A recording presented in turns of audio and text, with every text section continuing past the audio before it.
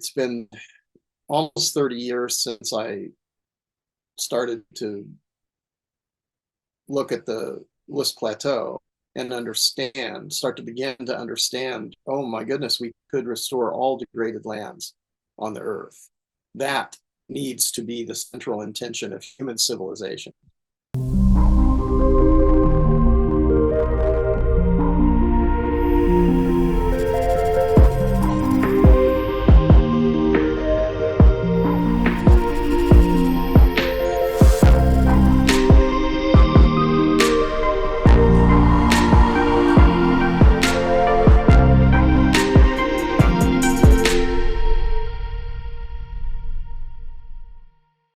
John D. Liu is my guest on this episode of Inside Ideas, brought to you by 1.5 Media, Innovators Magazine, and sponsored by the Loess Regenerative Foundation.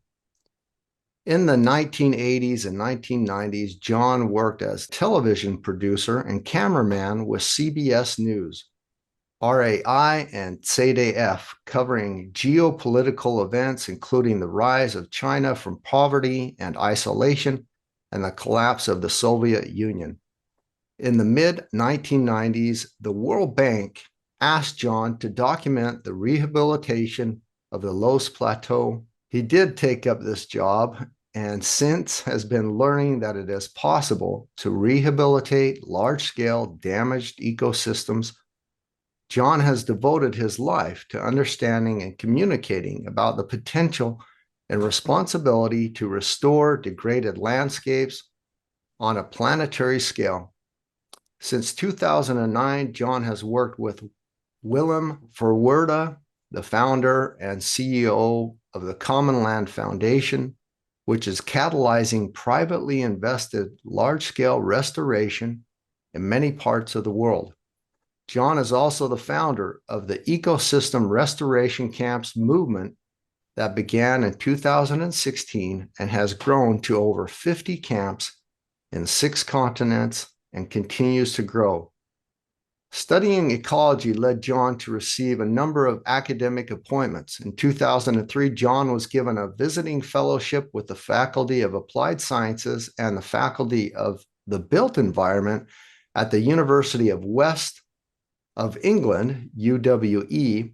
In 2006, John was named the Rothamsted International Fellow, Rothamsted International Fellow for the Communication of Science at the Rothamsted Research Institute of the United Kingdom. From 2008 to 2012, Mr. Liu, John pursued graduate studies in soil science and ecology at Reading University. In 2009, John was appointed assistant research professor at George Mason University. From 2010 to 2013, he was senior research fellow with the International Union for the Conservation of Nature. And in 2013 to 14, John was asked to collaborate with the Critical Zone Hydrology Group, Verje University, Amsterdam, if I'm saying that right. In 2014, John was Vrij. Is that how they say it? Vrij University, Amsterdam.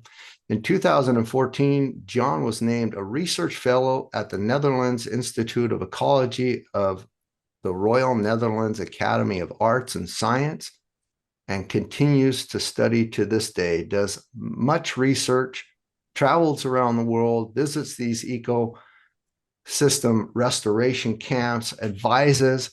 He is an ambassador for the UN Decade of Restoration on the advisory board listed on their website. And I welcome you to the podcast, John. Welcome to Inside Ideas. And just for the listeners, that is where we first met physically live by this crazy bearded guy in the dark of night at the end of COP calling out your name. And you're like, do I know you? Who are you? And I really felt over the years had been not just stalking you, but following your work, watching your films, looking at your documentaries. And I saw you and called out to you and we had a nice discussion. And since we've had a few discussions, But it was at COP27, Sharm El Sheikh, Egypt, in the middle of the blue zone. You were walking from one pavilion building to the other, and we stopped and had a nice conversation, and things have developed. Welcome to the show, and thank you for being here. It's my pleasure, and that's so you. And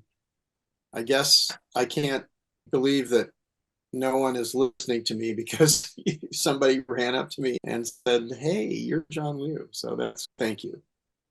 Yeah, you're most welcome. And you're well known and respected all over the place, especially in my circles and those that I deal with in food and ag and restoration. John Lewis as a household name, somebody that's admired. And I hear it all the time. I see it in the comments, I see it in the work you do.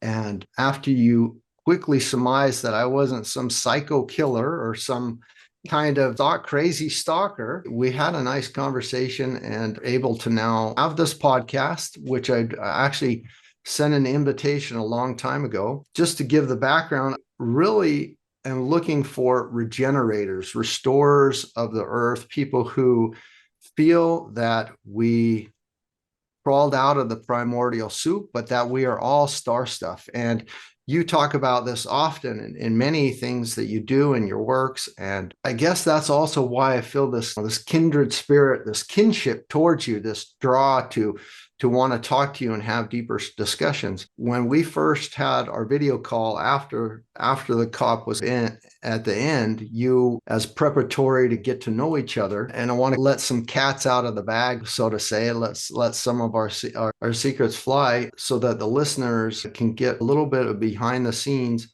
We had a beautiful conversation where you enlightened me and shared many different things as we were talking about how I could help you with your work and how we could collaborate moving forward, and me just asking you to contribute to a collaborative work called Menu B, and just the beautiful things that came out of that conversation. I felt like I've known you for years, and that's because I've read your works and I've watched your documentary films.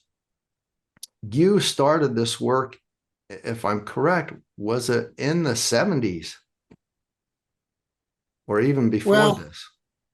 Yeah, in the 70s, like I think I'm 70 years old now. Like everybody in my generation, we were a very rebellious group as teenagers. And we were confronted with long-term racism, the war in Vietnam. It was pretty dramatic to grow up there. And also we had an education system. I don't know about you, but when I went to high school, there were 30,000 students in the school. And it was just like we were a herd, a giant herd. If it were a Savory Institute experiment, we'd be a pretty big mob. Yeah. And so it was interesting, but in some ways, that was a strange phenomenon because I, at 13 and 14, was able to go around the world on ships and basically traveled. The premise was, let's go around the world on the surface of the earth without flying. And that really helped my geography. I could really visualize basically everywhere because I'd already gone around the world by that point. And it was a weird time from 1966 to 1967 because the Six-Day War took place and we were scheduled to go through the Suez Canal and the war broke out. So we went around Africa. So we weren't planning to go around Africa, but then, so I crossed the United States, I crossed the Pacific, I went all through Asia, I went around Africa and then throughout Europe and then crossed the Atlantic and came back to the United States and then went from the East Coast to where we were living in Bloomington, Indiana. So from the Bloomington, Indiana to go around the world. And when I came back, I was changed.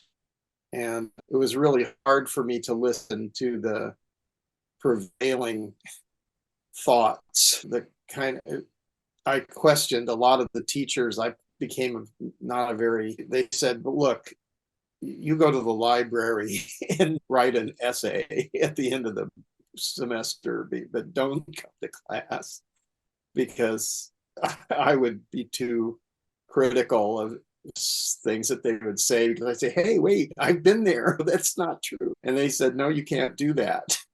That's not how education works. And I think I missed having a Waldorf education or a Krishnamurti school education where everybody is studying together. But then, because I saw so many things that I couldn't really agree with, I was a little bit questioning, and also I felt insignificant as a tiny person. I had been sent to school too early because I could already read. My sister was very smart, is very smart, and so she would come home and teach me how to read when I was, and by 4 I could read.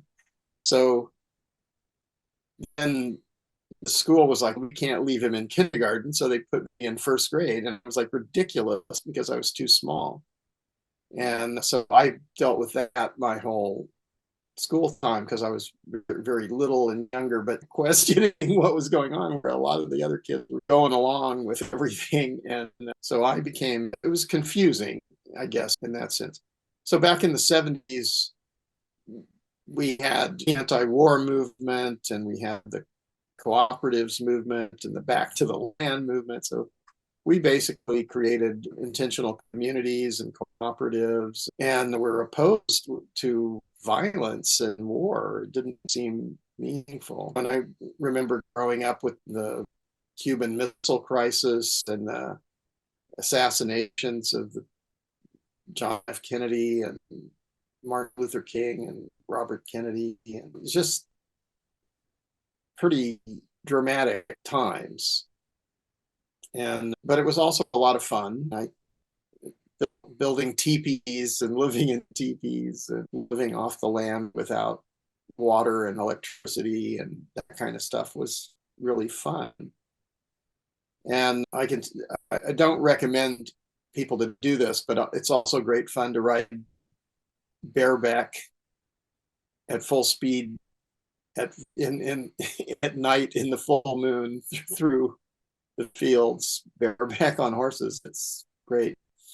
But that's reckless, and I wouldn't necessarily suggest that people could take that up. But it's a little bit of that rewilding and that connection to not only the animal spirits, but also to nature, and doing it.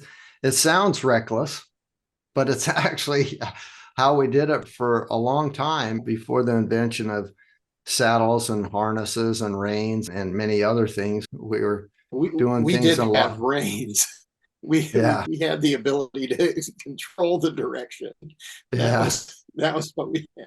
But actually, the horses were better at that at night than we were, and they were just having as much fun as we were. Really, that's amazing. Yeah, I can totally relate. I'm not 70. I'm 52. But I 70s and 80s child, but my mother was German, my grandmother was Austrian, my grandpa was German.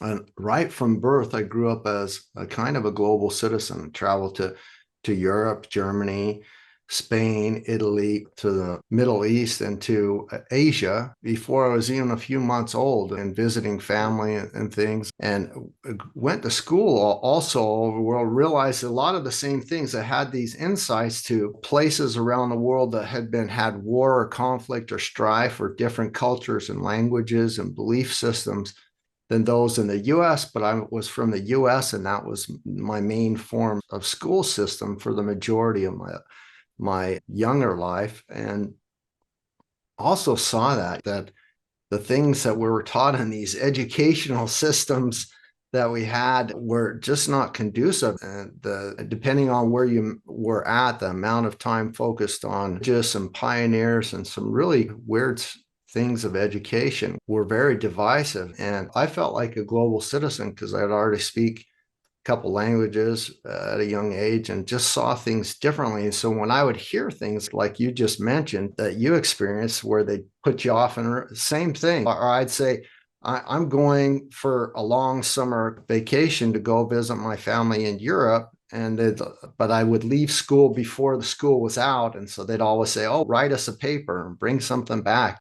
Or when in school, they would come up with something new and to discuss about a certain country or certain war or whatever. I was like, that's not true. That's not how it is there. And they just didn't like that at all. I wasn't very a favorite kid. I was always this kind of a weird kid. But yeah, I can totally relate how that is, seeing the world in a different way, this different global perspective, but also that it's different all over. I actually think that mostly we're talking about socialization rather than talking about education. If you're just talking about like literacy or numeracy, I don't think that takes very long. If you could do that in a year or so, at least, probably weeks if you really try hard.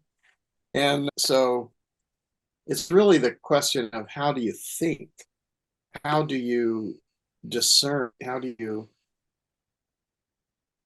measure? How do you find information? That's the kind of Western take on it. It's how do you measure things? You have to have empiric evidence. So I know when I was doing graduate studies that I was like, wait a minute, I dropped out of college to be a cameraman. Why are you giving me like fellowships to be a researcher, a graduate researcher? And they said, you actually already have significant results. It's not even like you're starting off on a career in research. You already have done amazing research. And I was like, oh, because I had actually never considered that you could study something and not learn. It just didn't make any sense. If you pursued to look for something, wouldn't you find it? Like, of course you would. Like, I couldn't understand it. So I think socialization is one of the things that, because, and that takes us to a really big question about domination. And what we see is that over historical time, humans and human society have basically become, maybe if you look at other animals, you can see a lot of animals are territorial, but humans have come to try to dominate other human beings and also to dominate other species, and also to talk about this is our land, we own the land. And this kind of thing, we suck something out of the ground, it's ours, we dig it up, it's ours. Like, what? The questions are just so profound questions, but they're never actually asked. If you bring them up, people are like, what are you talking about? Like, how can you own anything when you're going to die, when your body is going to dissolve? And when we're looking at all of the Earth systems, I don't think people are looking at the Earth and realizing that actually we're walking on the bones and the bodies of all life since the beginning of time. And that can't own that.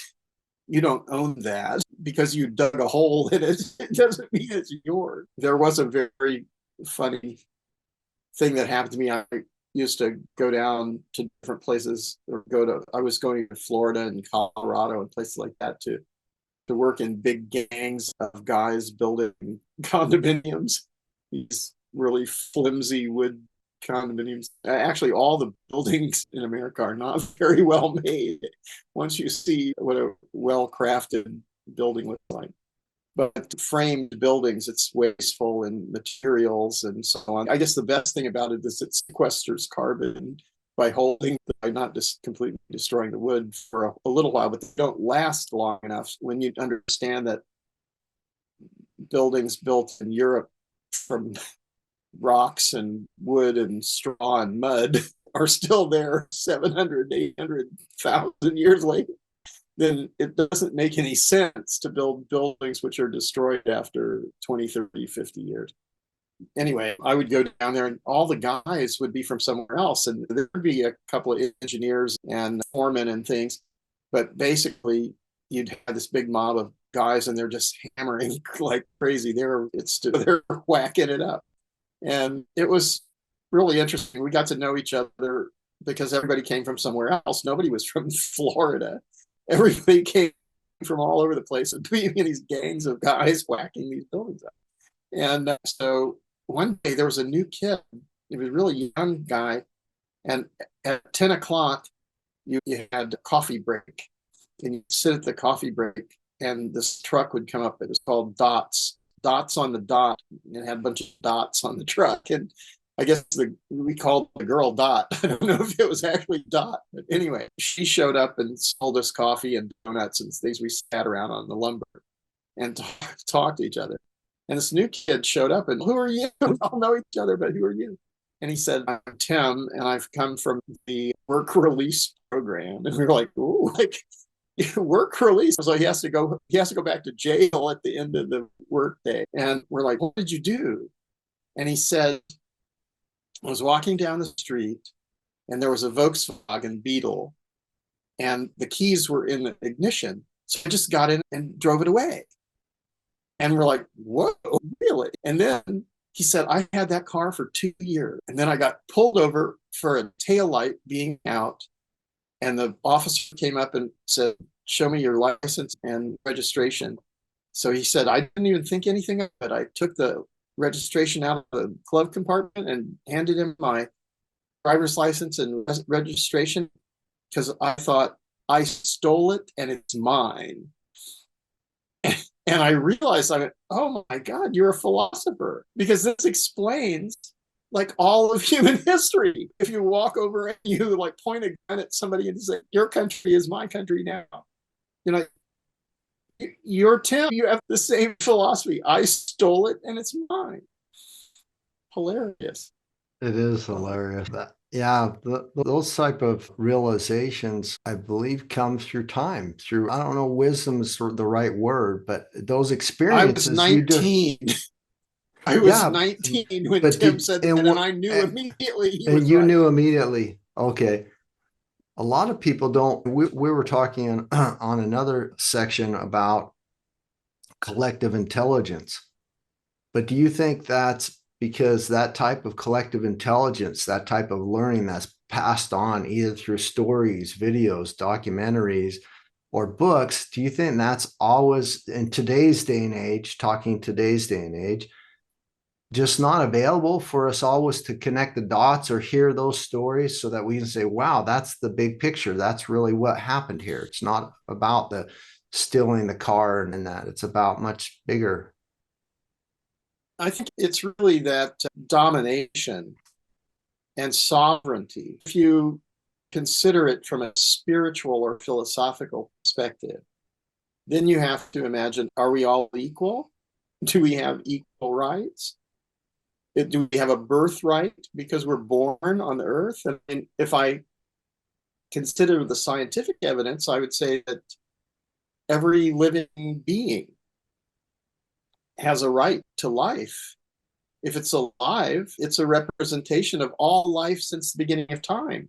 We are stardust, and we're connected to the Big Bang. The energy that animates our bodies, our lives, is the energy of the cosmos, of the universe.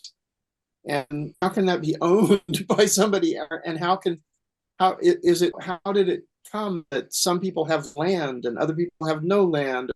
Some people have money and other people have no money. And are we workers? Are we consumers? Because I think the socialization and the domination are all part of the same thing. They're all part of getting people to acquiesce or to be complicit in something which is fundamentally false. And if they're unaware that there are falsehoods at the core of human civilization, then they easily can become complicit in this. And if they are aware, then they can also become complicit because they can feel that it's impossible to deal with. What can I do? I'm nobody. How should I deal with this inequity that is everywhere? And then what can you do? And so that's always been the way I've felt. There's some basic irrational things which are at the core of human civilization.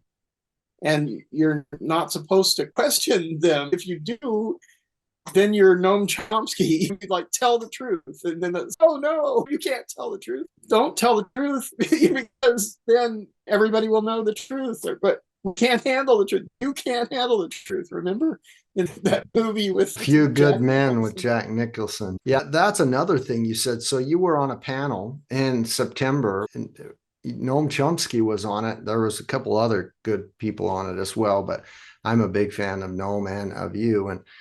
And I love the guy. He's fabulous. I love his books. I love the way he writes. I love the way he thinks and the fight that he's fought. But you said a couple of things in that and this I want to bring up. He's been fighting this battle so long.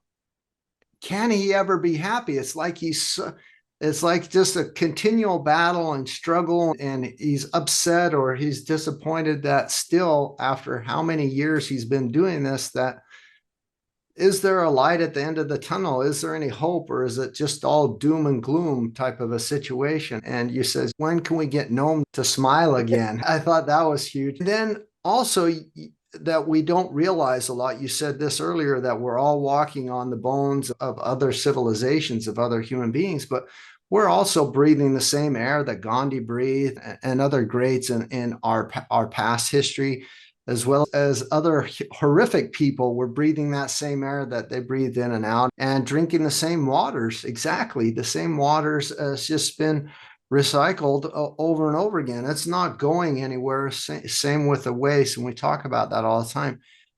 How do we, and you mentioned this going with Noam, is how do we get Noam and these others who've been in this fight for such a long time and talking about these truths to regenerate themselves, to restore themselves, to get back to the smile, to that peace, that Zen state, that they realize that there is some light and optimism around? Well, I think we're all struggling with the same issue. I think another thing that I've noticed in my life is that it's a little bit like it's hard to discuss it as insanity, but the sort of creativity, let's say, or imagination, or even revelation. Oh my goodness, there's an eagle. This has also started to happen to me where animals come to me. It's very strange. But so I think that so depression or insecurity or what sometimes is called autism or on being on some sort of spectrum or something. This is a very close to genius as well as very close to dysfunctional from a sociological perspective.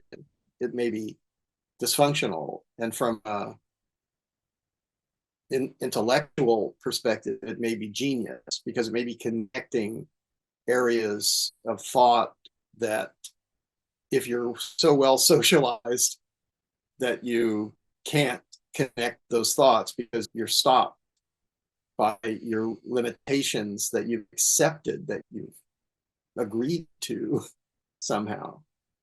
And I think this is how it seems to me that and you see where great artists, I think of Mozart or Van Gogh, in their lifetimes. Mozart had some notoriety, but he died a pauper. He was not appreciated. His genius was not appreciated.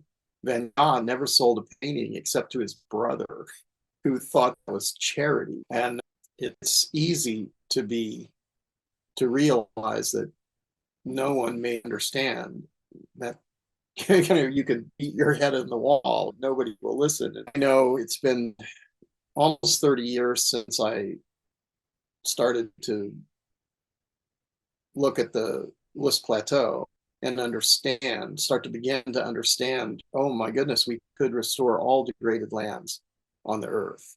That needs to be the central intention of human civilization. If restoring all degraded lands on the earth is not the intention of human civilization, then we do not know what we're doing.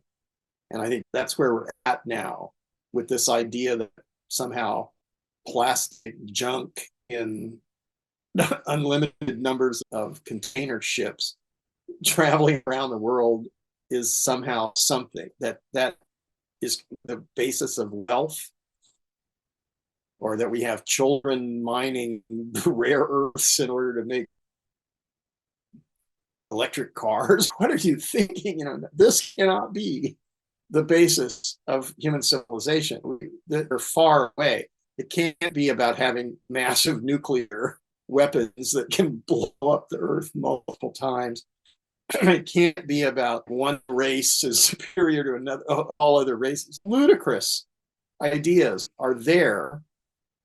And now it's naked power. If you look at the thing, like I've got these airplanes and these ships and these missiles and these bombs and guns and professional soldiers, and we'll kill you. Like, really? That's where we are?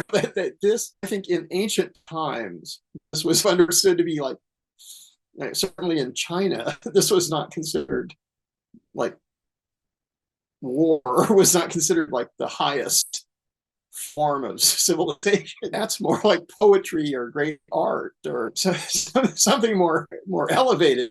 And if we look back to the sacred texts in all these different religions, then there are definitely more things to aspire to than killing people. Thou shalt not kill. Okay, we get that. It's almost like not reading those texts, or we're getting that, whether that's part of the collective intelligence. We get those texts, we write it down, or we pass it on. That a lot of us are not getting those. And there's two things that tie into restoration and regeneration. Really, is right now we're seeing a bigger movement the last 7 years at least. It's been around forever, but we're seeing more discussions on restoration, regenerative leadership. How do we regenerate ourselves from this depression, from these anxieties, from these illnesses that we're experiencing, from existential angst, climate change, COVID, all the things that are really making us depressed,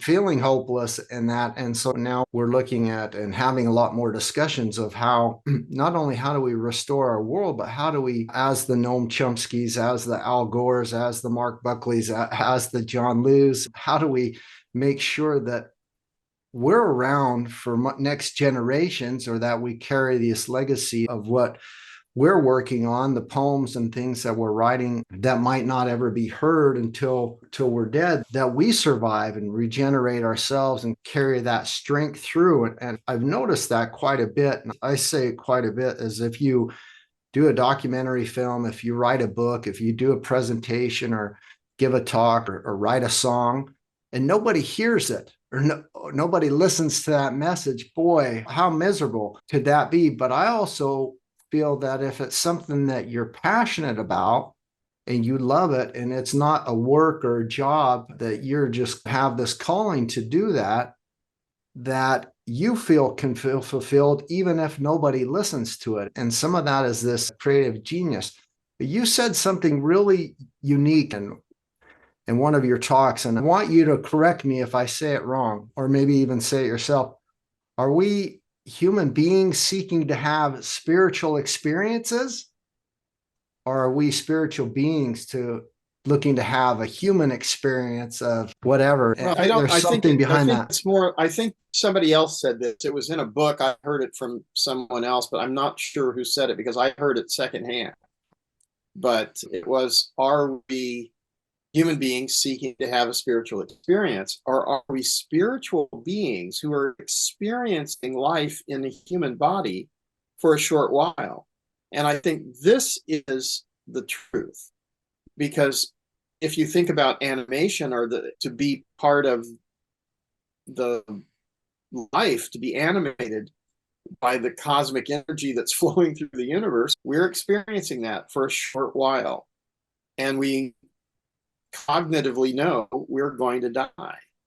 So this is also perhaps, I think a lot of animals perhaps are not wandering around aware that they're going to die, or at least they're not thinking about it all the time. You can see with elephants and chimpanzees and whales and dolphins, and they understand if their child dies, they understand that they're going to die. They know, but they don't spend a lot of time considering that. Perhaps they're really more interested in living. And I think this is also something that human beings need to understand, that actually death is probably really easy because it's inevitable. But life, what do you do with your life? That's the real question. And so a lot of people are coasting. I think I probably have not really lived up to my potential personally. I definitely was told that consistently in my education, but probably because I wasn't well socialized, because they didn't know what I wanted to do with my life. They wanted me to achieve something that they could understand, but I wanted to achieve something that they weren't even considering. I think that's part of it as well. Sometimes we're our own worst enemies, or we're the one who sets the bar, so to say. We're the one who are the only ones as individuals who can see what we desire and hope to achieve that many might not be able to put into words or in expressions. And I think there's a lot to that as well, because we're not here to set that for others. I think there's a level of. Yeah, I think that there is something very important. I think the most important thing that has come to me in these last few years is that there's nothing I can do. I can do so much, and that's it. And so it's not really me. That's the importance of it. It's we. Like, how do we go from me to we? It's a little bit like what others have been saying. How do we go from ego to eco? How do we put at the center of human civilization a collective intelligence, a collective intention? And how we define that collective intention? Like, I would say that has to be to restore all degraded lands on the earth, or all degraded systems on earth. Because if we did that, we would address toxicity, food insecurity, soil infertility, air quality, water quality, climate regulation. We would reduce the incidence of extreme and erratic weather events. We would be in harmony with one another and in harmony with the earth. And this, I think, is what we are not considering. We're not considering these giant systems because we're stunned by the degree of difficulty and the degree of complexity that we're faced with. So even to launch off on a study, I probably would not have studied all of these things that I've studied if I'd actually known at the time that I'm now launching off to learn microbiology and atmospheric science and physics and chemistry and all of this other stuff. But because I didn't know that, and I'm going to learn this, and then it's one step after the next step. And then when you learn that, you can't unknow it. And that leads to the understanding you can't study botany by itself because it's connected to microbiology and connected to everything, all of life. We're in symbiotic relationship with all living things. So if you really want to understand what's going on, you're going to have to understand everything which is going on. And if you say I can't, then you're done. That's your limit. And if you don't say that and you go, okay, I'm going to give it a shot, then you say, okay, I see this connectivity, I see that connectivity. And then you go further and further in this interbeing. And it's that maybe we have this collective consciousness. Like, we're not individuals. That's what it seems like. We're not individuals. We're not even a single species. We're symbiotically related to huge numbers of bacteria and fungi, and we're breathing. The clouds are formed with the nuclei of bacteria, which is exhaled from plant material. And whoa, the whole thing. And that the entire pedosphere, the entire earth, living soils of the earth are the bodies of all living things since the beginning of time. We share DNA not only with like chimpanzees and bonobos, but also with everything else. We have photosynthetic DNA. We have all the DNA is in there. It's just rearranged. It's all life since the beginning of time. And that brings us to time. The concept of time, I think, is not well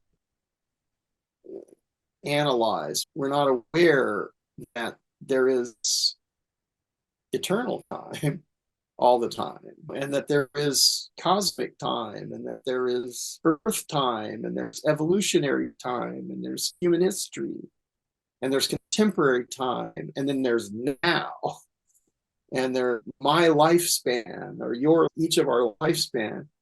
But actually, if you start to get into these advanced physics concepts, then you wait a minute. Now in time, is it then? Could now and then be the same? Are there multiple dimensions? How does it? Of course there are multiple. Yes, there are multiple dimensions. Oh my goodness. So as soon as you really begin to scratch the surface of this, you go, whoa, another door. You open that door and you, oh, another door, and you open that door and you keep going, and it's infinite. So when you get to the concept of infinity, or you think about time, it's then, and really you think about the eagle coming. You think about the seeds on the trees. You think about the leaves dropping to deteriorate and be the habitat for microbes and fungal systems. Yeah, they're exponential in time, and they're so quantumly huge. It's unbelievable how much depth and breadth. Just you and talking about time and speed. We have speed limits and things like that. But if we look at the rate that the Earth is turning, how many 7,000 miles per hour, kilometers per hour, or something like that, that just the rotation of the Earth, that's unfathomable, these doors that you can go in. And you said earlier, which got me thinking, there's this great quote from Horace Mann, says, "Be ashamed or afraid to die without a victory for humankind or for humanity." And I used to think that's right. We need a victory for humankind. But then just shortly after you triggered that thought, you said and discussed symbiosis and how we're in a symbiotic relationship with everything on our planet and all Earth, that we crawled out of that primordial soup, and we have more microbes and microbial cells and genes in our own body than we have human cells and human genes, that we are part of that stardust of this Earth. And that when we realize that system, that it's just a beautiful connection of balance of how we can restore, regenerate, and get rid of a lot of these bad systems that we've created ourselves as humanity. And you set up this whole thing. We've already dived deep multiple times now. We could go even deeper, and we will, because we're not done yet. I believe we're not going to have just a 90-minute podcast. It's going to be just a tick longer, which is fine. But the setup, I want to go even deeper with what you and I experienced in Sharm El Sheikh, Egypt. And we didn't get to talk too much about this. You've been to UN events and probably climate conferences before, and you went to the COP15 in Montreal and experienced that as well, which compared to COP27, in my opinion, was a lot better success, a lot better resonance, even with the division of the mask wearing at the COP15 in Montreal. But I want to set up the stage. We're in the middle of the desert, a lot of sand and things. They've had 7 to 8 months to prepare for the climate conference. Monies were given, times to restore, to build highways, to prepare buildings and things. And I would first like to ask the question, what your general experience was of Egypt and the climate conference. And I also want to set up what that's like. When I was driving on the first day of the COP towards the campus of the conference of the parties, the COP 27, driving from one end of Sharm El Sheikh to where the conference was in the desert, a lot of effort being put into kind of greenwash or green up the desert and clean up a little bit for this big international conference. And a lot of billboards or signage hiding garbage, mounds of garbage on the other side. But then as you get closer to the climate conference, you look out and you see these almost pristine desert sand areas. And then in the middle of nowhere, there's a man standing in a black suit and a tie in the middle of the desert. And you're like, what's that? Why is that a scarecrow? What? And then you see him move, or you see him take a drink of water or look down at their phone. And then every about 200 meters, you see another person wearing a suit in the middle of the desert, right out there. And then you come to the realization that there's a cleanup project because of the illegal dumping in Egypt that has been going on for a long time, where people just take their garbage and they just dump it out there anywhere. And they'd done some cleanup and buried some and done this, which is the total opposite of restoration. But what happened is they'd clean up one area and then they'd go to move to the next area and start cleaning that up. But then they didn't leave anybody to protect the one area that cleaned up. And all of a sudden, bam, there was some more dirt there. So they had to plant people 24/7 for pre and a little bit post of the COP to keep from this illegal dumping. But that's something that's very standard throughout all of Egypt. And I mention this because for me, what I saw, and I have a little bit of a negative lens on Egypt, and I think you don't. I think you have a more positive. I saw a lot of corruption, a lot of greenwashing, a lot of failed promises, a lot of band-aid measurements from the United Nations. And because of the initial setup on it there was one point in time where they asked me to pay for my entire stay $13,000 because they charged a $500 a night upcharge per night for all people attending the climate conference, because that was a business tax for the climate conference. And I was like, we're here to help the environment and the climate and to bring in good policies and monies for restoration and to get negotiations to better your environment and climate. Why are you charging us more and not the tourists? Yeah, you're not a tourist, so you have to pay more. And I was just flabbergasted from that. And so I had a little bit of a negative experience. But and this is something I want to show after you answer your part of the setup. You did a documentary or a little short film for an organization called SEKEM. Not sure if I'm saying it right. They're affiliated with the Demeter Group as well as, is it Waldala?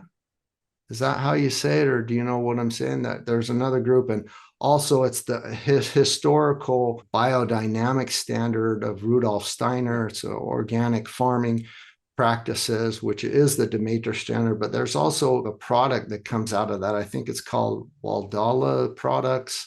Valeda. Yeah. They make they're not Valeda, but they make some of the ingredients which go into their, it's a big organic supplier of raw materials. Great. And so you were there and you saw that. You saw them and you saw I think of restoration camps in Egypt.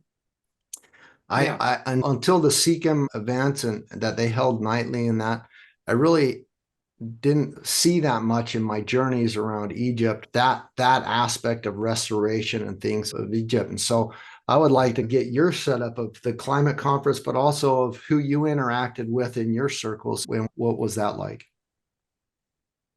Yeah, just to speak to the kind of corruption, and I think that's basically worldwide. I don't think that's necessarily in Egypt only. It's everywhere. You need to be in a state of grace in order to escape that, because the carnies are everywhere looking for a mark where they can find one. So you have to be careful with that. And it's good to have powerful friends and in cases like that, the carnies are flee because a bigger a bigger fish shows up and the little minnows run away. But so yeah, SEKEM or SEKEM is a community that's 45 years old, and it started in the desert by the imagination and the willpower and the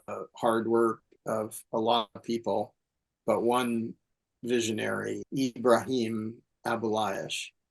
So this fellow has passed away, but his son Helmi is at the helm now, and his extended family. But there's now a very large foundation and their companies and so on. But they've also got larger ambitions, and there is also plan to restore the Sinai Peninsula, which is, of course, really huge. So I think to overcome the kind of problems that you have with corruption and so on, you have to replace it with another system that's fair and just and sustainable and renewable and regenerative. And that's what I've seen in Egypt. I've been to Egypt several times now, and we're also working in Somalia and some other places which are pretty tough from the perspective of, we've even had some through partnerships with the UN and some of the people like Gaia University that we're working with, trainings in regenerative agriculture in Syria. All of that is I guess possible. Really what I've noticed is that once you get there are different paths. There's a path of violence, domination, corruption, misogyny, I mean, everything. And then there's another path, which I call the flourishing path, which is really where like everybody who is interested is collaborating for the good of all. And that is the direction that I think we need to go. And there are lessons to be learned from SEKEM about how to take this flourishing path. They've been working on this, studying and learning how to do this for a long time. And that was also the place where you're staying while you're at the COP27, and every night they had different side events after the COP. But at the COP itself, what were you doing besides your ambassador as the UN Decade of Restoration? Well, it's not really ambassador. I'm on the advisory okay. committee of the UN Decade of Ecosystem Restoration. And I've also joined this finance task force for the UN Decade, which is headed by the World Bank. And I'm not an odd fish there because they're all in the traditional finance and they're patting themselves on the back and saying, we'll take care of this. And I'm not sure that it works that way, because I had to ask them in Montreal, do you think that the finance actually has a role to play in the problem, not just in the solution? And maybe giving the wolf the keys to the to the herd may not be the best idea there. But yeah, I visited and hung out with the people from SEKEM, but I didn't actually stay with them in their thing. But you might have been better off to have stayed there. You might not have been touched for this graft or whatever was going on with the other tax that they wanted to make for you. I never heard anything about that. Nobody taxed me. There were so many people that had to pay that. It's unbelievable. It was different for every hotel. The closer you were to the COP, the higher the tax was. I don't know how they figured my hotel, but my tax was. And that just, obviously, Egypt in general is a police state, but Sharm is a very unique location because of the resorts and all-inclusive resorts and things.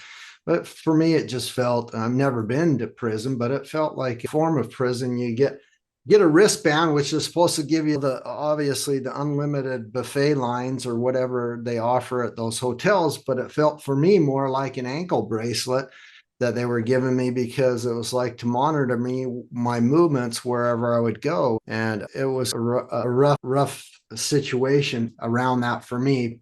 Regardless, the many people I spoke with, I wasn't the only one who had that experience, but a lot of people were charged a lot of money on these upcharge, and it's just a form of corruption. I actually tried to fight it a little bit and went to the cop because I was afraid I was going to get locked out of my room, that they were going to hold my luggage hostage or say, until you pay it, you can't. I didn't know what would happen because I'd never experienced it. One day I went to the cop to the Egypt pavilion and spoke to a volunteer, and they says, no, just get the tourist police. That's not, and they'll get it squared away for you in your language. They're here for you. And so I was like, oh, okay. No, it is just a corrupt thing. And every night I was getting these letters, because I was gone all day at the cop. I was getting these letters from the reception saying, you need to talk to the manager, you need to pay this and stuff. And it was just a really crazy experience. But then I went back to the Egypt booth again because it wasn't going away.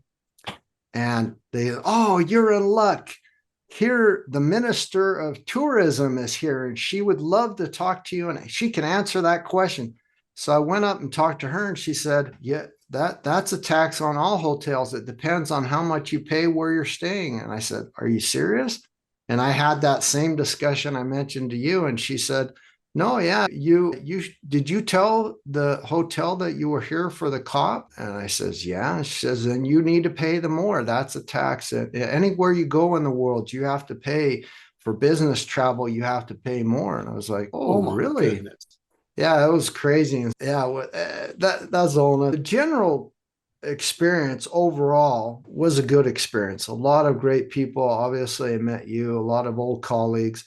The results of the negotiations were really negative and a downer in general from COP27. Band-aid measurements, loss and damage was about the biggest thing to come out of it, but that's not a preventative measure. That's wait until you're lost and damaged, and then we can have you come and beg for some money. That's not restoration. That's not resilience. That's not prevention. It's too late and too little for that amount. So I can't be excited about that. And then the big debate of whether to go from 1.5 to 2 degrees of warming. I says, why is that even a debate? Why? Because it seems like we can't make it. So let's go to 2 to give us more wiggle room. It just a lot of wasted time. I think, yeah, I don't have any expectations from these big meetings. I've seen actually, and I would say that from 1997, when the Kyoto Protocol was made, this whole carbon trading thing has not helped us at all. It has delayed. We're 25 years lost in this discussion. And the people who are holding it are not trying to finance restoration or finance carbon sequestration. They're trying to control a market because they know that they can suck off as much as they can from that market. It's the same as the hotel people. It's the same carny mentality, but I just don't expect that to do anything. So what I do understand is that the whole world is focused. The media has turned its attention to the cops once in a while. And so it becomes a crazy carnival. And that I heard it called the trade show at the end of the world in Sharm. And I thought that was true. All these booths and everybody trying to sell something to somebody else. And it was all ridiculous. But I think that the focus of the world on climate or on biodiversity at the COP15, this is important. And so what I see is that there is a potential for there to be inflection points. Not that they have it right, that I don't even think they're necessarily negotiating in good faith. They're negotiating in their own individual interests. Sometimes the individuals that's their career, to be a career negotiator. And others it's their countries. They're negotiating for their own country. What can we get out of it? This is not the point. So none of those things make sense to me. And the thing is that we're now coming to the point where more and more people are aware that there's massive disruptions to planetary ecosystems. And this is an existential threat to human life, not to mention all life.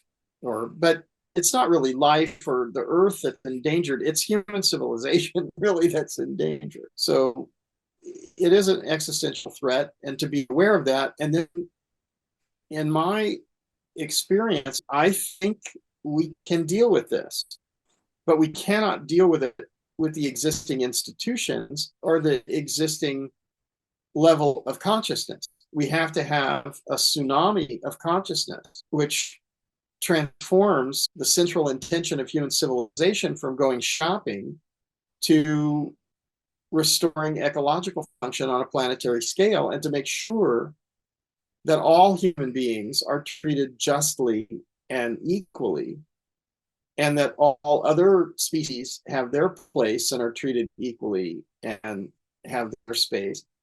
And that it's not about accumulation of material things or domination of other people. It's about survival of our ancestors, because each of us as individuals and all the generations that are alive today on the earth are going to pass away. And so we're into kind of endless loops of discussions which are meaningless and pointless, because they're not even talking about the main issue. Carbon sequestration is a partial truth. It's not like what's causing climate change. Climate change is caused by massive disruptions to all the Earth systems, which certainly do release a lot of carbon into the atmosphere, but all the carbon was first sequestered by photosynthesis over 3.8 billion years. So we're not going to build, we don't have enough children scrounging minerals in odd places, or enough slaves to build vacuum cleaners to suck carbon out of the atmosphere to put in a hole. We have to understand that the Earth systems are in a kind of dynamic equilibrium, and that these Earth systems have evolved into living systems over billions of years, and they work, and we need to honor them and to restore them. And in my experience, when we do restoration, it's much faster than anybody can imagine, and that it works very well. So there's nothing wrong with the Earth. The problem is human beings. And if we don't really understand that we're making numerous mistakes and we think we can just have some small transformational changes and it'll all be okay, then we're not clear on what's happening. Even in the Western kind of scientific measurement idea that we'll measure it again, I've been to places doing pretty important work, really good ones, and sometimes they measure and then they measure again, and I come and I look at their data and I say, well, this shows massive disruptions and that you need to change it. What's your plan? So we're going to measure it again next year, and then plot the trend line. I was like, that's irrelevant. I don't need another measurement to tell you that this is massively degraded. And so this isn't, you're measuring dysfunction. Why don't you measure function? Then you'll go in the opposite direction. Your trend line will go the other way. That's all you have to do. But that's too simple for them, because they're all getting paid. They're getting paid more to do these measurements than it costs to do the restoration. And who can do the restoration? This is the thing that I've realized now. It's who's available to do restoration. It's the most vulnerable people on the earth. It's the homeless and the refugees. They're the ones who have the time and that can feed themselves this way. They can raise up their social status. They can be treated with respect. We could understand that they are the leaders. We could go back and look at the sacred texts where it says the last shall be first and the meek will inherit the earth, and understand what that means. And not say I have to take my third car to the thing to see that. Yeah, that's not or another help. measurement. Yeah, hook it up to a computer to measure why the air conditioner is not working as good. Something like that. Well, but I think that the entire setup is really perfect because I want to show and give you and me a little short 8-minute break, but I want to show the SEKEM story, A Miracle in the Desert That Became Reality, that you did for SEKEM, and tell the story. And the reason why, and you said it properly, it's not only did Buckminster Fuller say this, but it's true. Wow.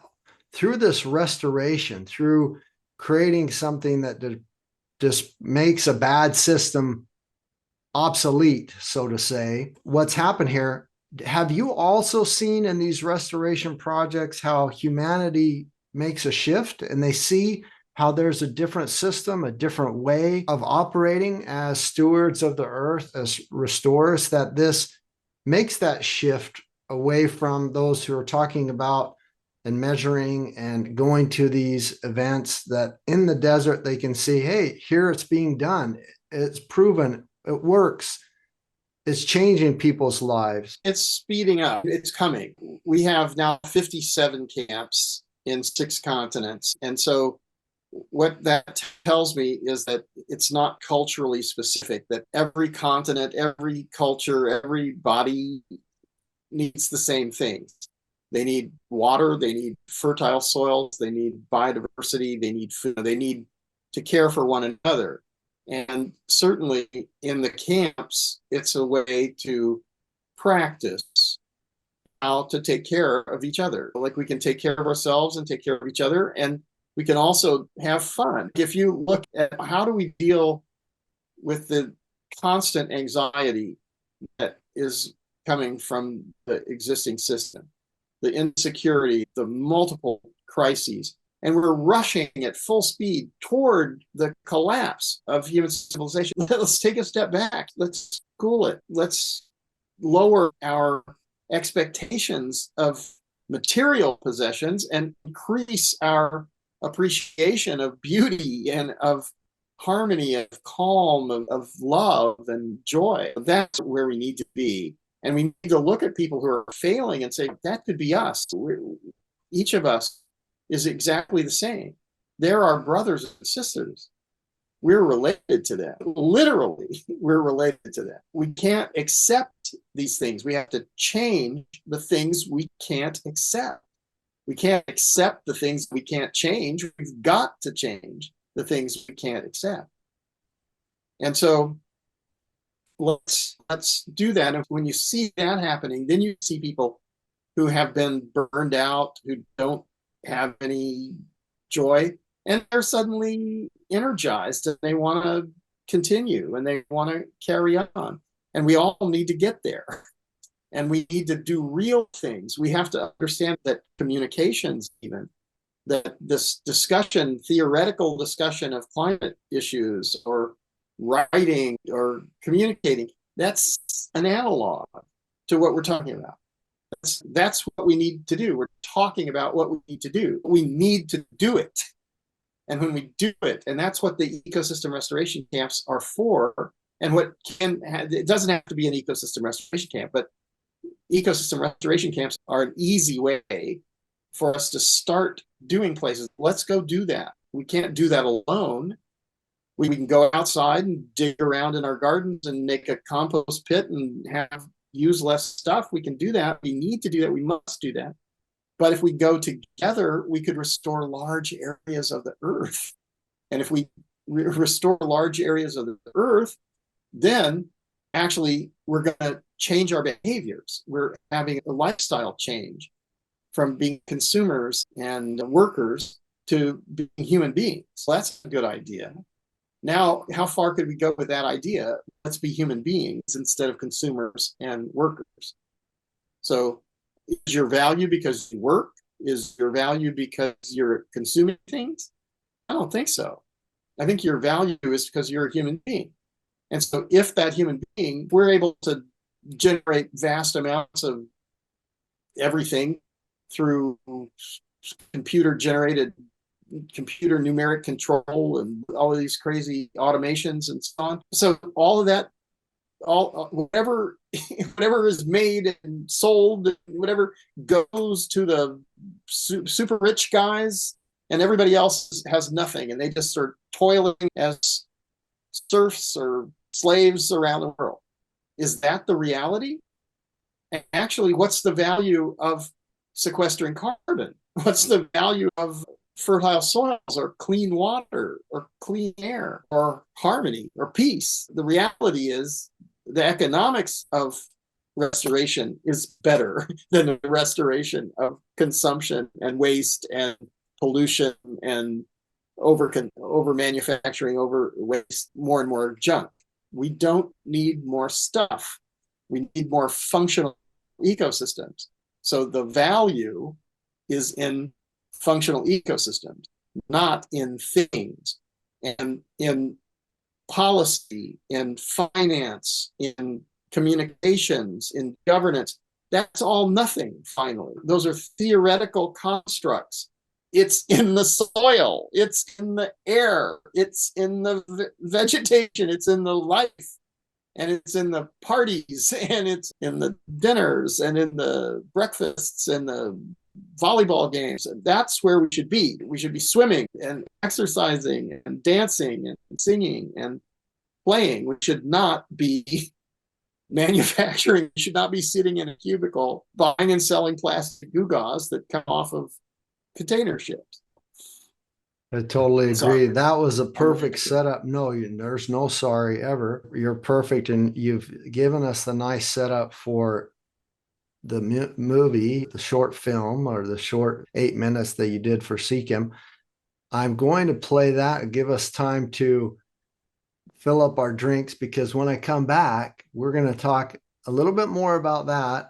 And there's some big aha moments, but then we're going to really get into even more depth. When faced with a barren desert, it requires enormous vision to see the garden that it once was. In 1977, Ibrahim Abulayesh and his wife Gudrun decided to move with their teenage children Helmi and Mona from Austria to Egypt to go back to the garden. Leaving his successful career as research director for a European pharmaceutical company, Ibrahim and his family chose to settle in the desert 60 kilometers northeast of Cairo. Ibrahim passionately believed that it was possible to make the desert bloom, and he immediately began to plant trees as well as medicinal plants and food crops in the desert. All the experts, family, friends, everyone to whom my father addressed his idea, his dream about a sustainable community in the desert, recommended to him to forget about it. Before we came here, it was absolutely desert. So we don't had a street, don't had water, or electricity, or any transportation, communication. So we had to build that by ourselves. In the beginning, the local people were extremely skeptical. But perhaps this is normal when witnessing a miracle. They must have thought I am crazy. Ibrahim's dream manifested as the SEKEM Community, its name the ancient Egyptian word for the vitality of the sun. The results are proving that a resilient, compassionate group of people collaborating harmoniously can transform a desert into a thriving and sustainable community. SEKEM has become a center for ecological regeneration, as well as for unfolding human potential. Ibrahim Abulayesh called SEKEM's ecological, social, entrepreneurial, and fair trade approach an economy of love. Today, you can witness here that organic and biodynamic farming is perfect for restoration of deserts. It's perfect for greening the desert. It creates living soils, it uses less water, sequesters carbon, and deals with this huge challenge of salinity. For the children of the community and the surrounding villages, SEKEM has provided primary, secondary, vocational, and special needs education. In recent years, SEKEM has even founded a university dedicated to sustainable development. SEKEM has also built its own medical clinic to serve the community. The community has built businesses that provide livelihoods that were unthinkable in the desert environment just a few years ago. Clothing and toys made from organic cotton are sold throughout the world. Herbal remedies that are affordable and create income. Biodynamic food that nourishes the people and helps restore degraded land. Specializing in producing organic and biodynamic food ensures healthy diets. And practicing compassionate, ethical personal development and education has made the community strong. Growing numbers of people from all over the world have come to SEKEM, seeking and finding knowledge, inspiration, and courage. This growing network has helped SEKEM to become a thought leader and living example of what is possible. From a harsh desert environment, a diverse, creative, and peaceful community, increasingly skilled at caring for the people and the land, has miraculously emerged. In 2017, after 40 years of SEKEM, we were celebrating the 80th birthday of my father together with him. And then, soon after, he passed away on the 15th of June 2017. And this resulted in a deep reflection moment for the whole SEKEM community. 2 days after he passed away, and very much including him in our thoughts, we started a process to develop a vision for 2057, for the next 40 years. We all ended up in deciding that SEKEM is not going to continue just adding new areas, new factories, new people to its community. SEKEM is going to go into a major social transformation to spread our ideas, our vision, our inspirations into the community in Egypt and the world. SEKEM has not only been growing food and selling products. The massive increases in organic matter, carbon sequestration, and water management are in fact much more valuable than any products. For most of the past 30 years, I've been focused on observing, documenting, and communicating about the restoration of large-scale degraded landscapes.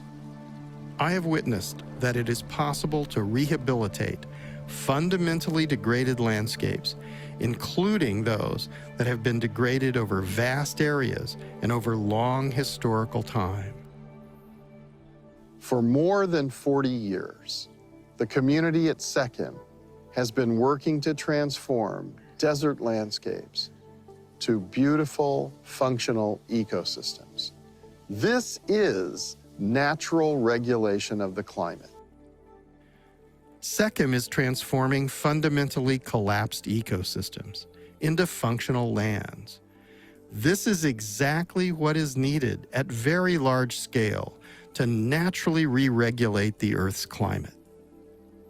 What SEKEM has been doing over decades, through peaceful collaboration and unwavering dedication, is teaching humanity what we are required to do to ensure the future of our children and generations to come.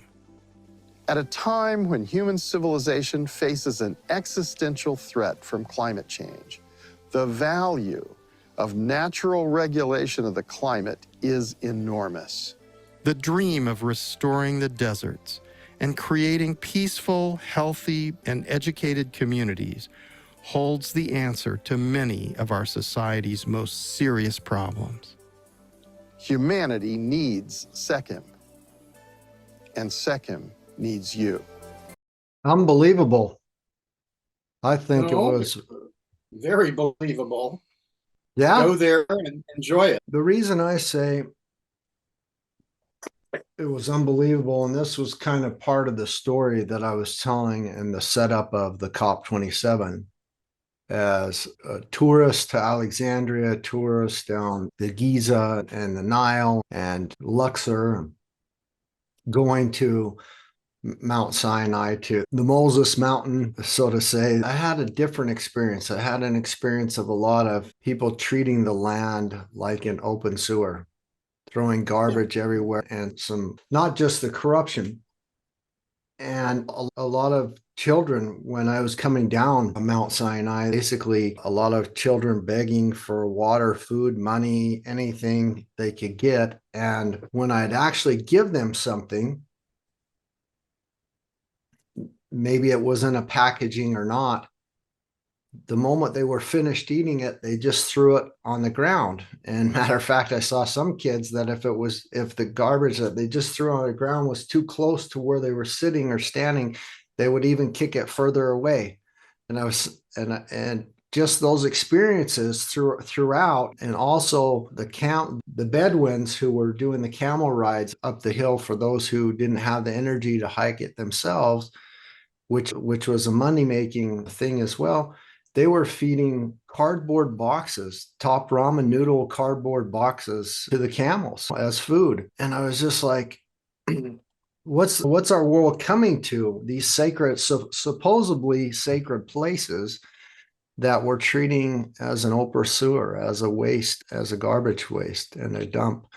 And so when I saw the SEKEM film that you made, you put together, narrated, and heard about the events, the side events that they were having at the COP, and that this has been going on for 40 plus years. And I was like, unbelievable. And it has a profound change in human beings. And it had a profound change in me when I saw that it is possible. If we could bring that to Mount Sinai, we could bring that to these other areas and show the people that there's a different way. That reconnection, that consciousness would probably be built back up. That's what I got out of it. And so that's why I really thank you for sharing that. But I would like to hear what you've been there many times, but I'd like to hear what you experienced as well. And because I think you attended a few of the events in the evening and spoke and did different things.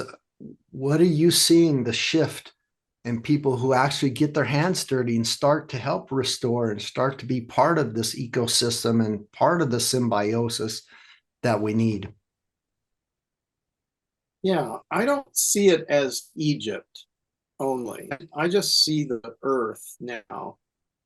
And I think this goes all the way back to when I first was 13 and 14, and I went around the world on ships and on the surface.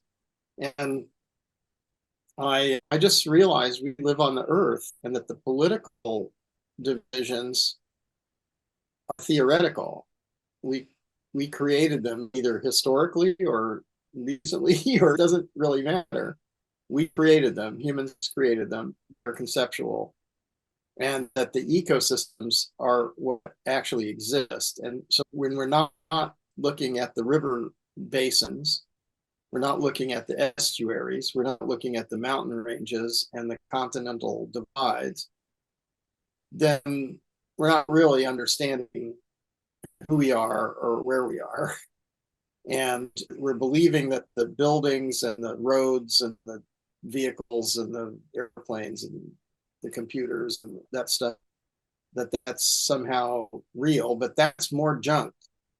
Whether you're a poor scratching out a living child in Egypt in the desert, which, by the way, Sinai has almost no legitimate work for anybody in the Sinai. So you can imagine it's a desperate place where in many ways it's a war zone. The southern Sinai is walled off with military and police, and it's police state.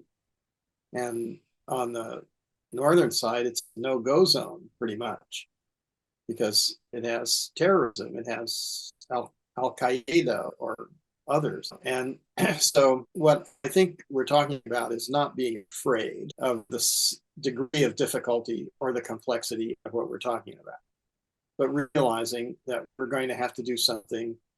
What did you say? You're the man quote? Be afraid to die before you had a victory for humankind or humanity. Yeah. So we're going to have to take on the challenges. The restoration of the Earth systems is the great work of our time. And if we don't do it, then human civilization comes to a new civilization in a moment, because you can see what Hollywood is spreading with zombies and post-apocalyptic visions of despair and mass murder and all the, it's not just Hollywood, it's happening in reality. So people who are affected by that, who don't have anything else in their spirit, in their mind, in their heart, to do things for everyone, for human civilization, they are flaming out now.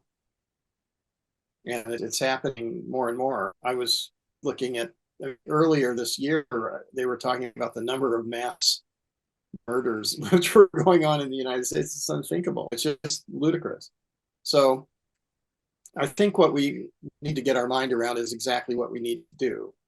And that this is going to be a massive transformation. It's not going to be a small issue. And it's not going to happen in one country or one continent or something like this. It's going to have to happen on the planet, on a planetary scale, for this to actually work. So we could restore, it's possible to restore hydrological regulation. It's possible to restore climate regulation. It's possible to restore soil fertility, food security, and have all these things. We have full employment. We have all of that. Everything is possible now. But we're not on that path yet. That's a possibility. The potentiality exists. So in my life, I've just looked at, is it doable? If it's impossible, if it's not doable, that's ridiculous. I'm not going to do something that's not doable. If it's hard, maybe that's important. Maybe it's supposed to be hard. If it's not hard enough, it's maybe not a real challenge. I have a couple of questions for you around that before we go too much further. In the section that we just watched, you had just two small little clips of the Loess Plateau restoration. One where it was pretty much desertified, and then one as it's regreened. What was the scale? How many hectares roughly was that project? How many years did you follow and document that project? And you said 30 years later now you've come to some different realizations of that, but I want to put that into perspective as well. Okay, the pilot project. So you have to look at it as a pilot project, was 35,000 square kilometers. So I think that's several million hectares. Yeah, several million. I think it's close to 8 million hectares or something like that. Yeah. 35,000 square kilometers. Yeah. So I think you can find the exact number by Googling it. Why don't you try that? That's quite a bit. And the thing is that what the Chinese have been doing, and have been documenting in China since I got there in 1979. And what I saw was that they prototype things, and if they work, then they roll them out nationwide.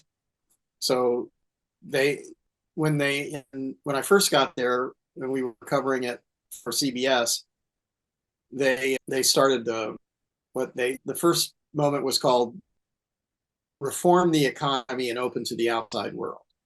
And they tried rural reform. So they in 1961, they had created 51. In 1951, they had created communes. And the communes were not successful because they were trying to centralize all the decision making, and then they didn't know anything at the center about what's going on in the vast regions of China. So it was a ludicrous idea. And the productivity was down. They had starvation and all kinds of terrible things. So in 1978, they had this reform policy, and then they tried rural reform, where they just took some counties. I think they took 4 counties, I think it was, 2 in was it Sichuan and someplace like that, and then 2 in the west and 2 in the east. And they said, okay, divide the land up for all the families equally, just justly give everybody land. And then they get to make whatever decisions they're going to make with the land. And then they have to pay tax. So a percentage goes to the state. And in the first year, they doubled productivity in those counties. And in the second year, they doubled it again, which would be like quadrupling the productivity in 2 years. And after the 2 years, they said, okay, that's enough. And they did the entire country.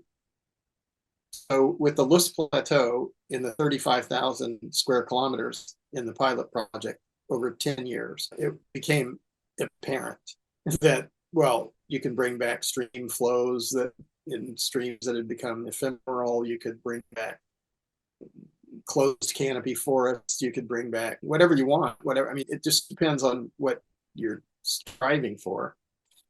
And of course, there are differences based on the availability of moisture and types of subsoils and the amounts of organic material. But essentially, I have other research that shows that you can change surface temperatures by 45 degrees in the desert. My God. So that's amazing. So looking at this and realizing what it meant, and then what happened to the Chinese is they tried it. They said, okay, that's enough. That's the law. So the law changed in the whole of China. So in terms of restoring ecological systems, they're quite a bit further ahead of the rest of the world, because the rest of the world has been talking about carbon sequestration and carbon markets for the whole time. And they've been planting trees and restoring soils and like that. So there's a big difference between talking about and having markets. Some guy sitting on the 20th floor of a building with a computer pretending that he's doing something by putting it all into an Excel sheet, and like millions of people change. And as far as some of these definitions go, because when you restore, a lot of these ecosystem restoration camps, or a lot of these projects that we see, they're tied to local economies. They're tied to food. They're tied to farms. They're tied to products that come out. Is that always the case? Is that pretty much the general standard is there any kind of set, I hate to say rule or definition, it's always tied to farming or regenerative or organic farming? I think you have to understand that human beings emerged. We were hunter-gatherers. Then we were semi-nomadic herders, and then we were settled agriculturalists, and then we were urbanites, and then we were information age people. But basically, what we did was that we changed. The earliest impacts were changing the predator-prey relationships, which then altered the landscape somewhat. But it was agriculture that just massively devegetated areas. And we imagined that monocultures and plowing could somehow be better than polycultures and mainly perennial systems. Annuals have a place, but they're generally pioneer species, and they disappear, or they take up niche systems, but they invade. They're invasive generally, and they invade disrupted areas. And then when they have done their work and their soil and moisture infiltration again, then perennials reestablish themselves if you were to have a natural succession. And so annuals, like even grasslands, in the true grasslands, they're perennial grasslands. And the root systems go down meters and meters. It's huge. It's completely different than what we've done with plowing up and planting a single crop and then harvesting it and then plowing it up and reseeding it. This is ridiculous. So what that does in the old traditional agriculture, basically it's slash and burn, updated with machines, and then later toxic chemical substances. So all of that is bad. There's nothing good that you can say about it. So if you want to increase the evaporation rates by 10,000%. Yeah, that's what you do. If you want to kill all the microbes which are making minerals bioavailable to mineral nutrients bioavailable to plants and animals, then you just poison it. So we've done that over vast areas. And you can't justify it. It's not justifiable. It's wrong. And so you have tons of agricultural schools spitting out all kinds of stuff. You have all these billion, trillion-dollar companies, land companies, and everything that own everything. And they're doing this. And when you understand that we filter all of the toxins through our bodies, either through breathing or through drinking or eating. So we're bivalves in that sense. We're just filtering all pollution. We're insane to do this. But those people are making money. So in the existing system, it says that, yeah, mass murder, killing, poisoning the whole population is valuable. Go ahead, do it. You know, what? You're kidding. And so to do restoration is zero in the GDP economy because you need to have something to buy and sell. But it doesn't belong to you. It's just a functional system. So if you look at Mark Shepard and his Restoration Act, he was on the podcast as well. I'm totally in line with you on that as well. When I say agriculture or farming, I definitely mean restoration ag, regenerative ag, some form of beyond organic. You know, and that can be multiple products. It should be not commodities. It should be an output of perennials and different things, not monoculture. It should be flourishing, diverse and abundant, regenerating the soils, capturing the carbon, and feeding that microbial health to get to do the restoration, to get back to there. Well, the problem that we have here is that the economy is simply false.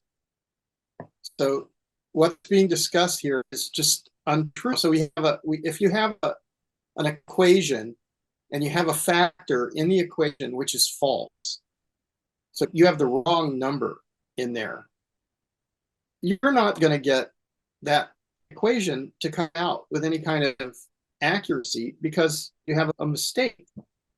And so when you compound the mistake from generation or millennia to several millennia, it gets to be a really big mistake. And when your dogmas, your analysis has never identified the mistake and never told the truth about this mistake, then it's like it's institutionalized. The mistake is institutionalized into your belief systems. So that's where we are. And so the real value is given to things which are not valuable, which are actually poisonous and destructive. And the true value is ignored. So the true value of, for instance, like millions of refugees. No, they're not. They're supposed to be workers or consumers. So they're bad because they're not workers and consumers. What are you talking about? They're human beings. Stop it. They're not workers and consumers. None of us are workers and consumers. We're all human beings. And the value is not in what we manufacture and buy and sell. And it's certainly not in the speculation between cost and price or interest-bearing debt. Those are conceptual models to facilitate domination by some of the majority, by few of the domination by few of the majority. And most people are not aware of that. They can't say that. You're not allowed to say that. You're not supposed to say that. It's bad. Don't say that. Don't be a bad boy.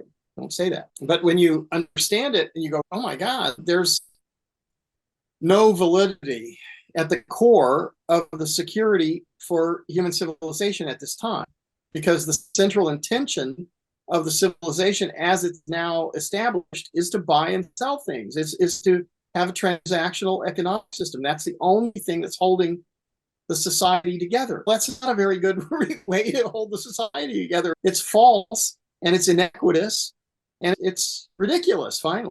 So on the other side of this, you have the true value of ecological function. So what's the value of clean air?